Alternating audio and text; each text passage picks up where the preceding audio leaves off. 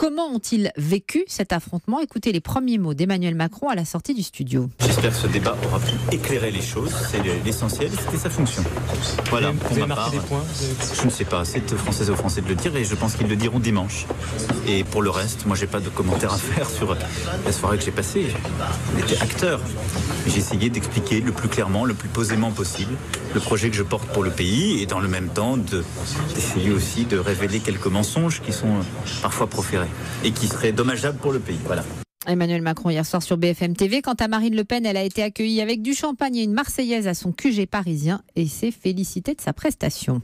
Je pense honnêtement avoir réussi à mettre la lumière sur des aspects d'Emmanuel Macron qu'il voulait cacher. Il a été confronté à ses relations de soumission à l'égard de certains. C'était important que les Français sachent que c'est le Parti Socialiste et François Hollande qui sont derrière la candidature de M. Macron, qu'il est soumis à l'UOIF, qui est une organisation islamiste, qu'il est soumis à Angela Merkel, qui, si ça n'est pas moi qui dirige le pays, eh bien le dirigera à la place d'un Français. Donc il était important que ça se passe comme ça. Il s'est défendu avec beaucoup d'injures, des attaques personnelles.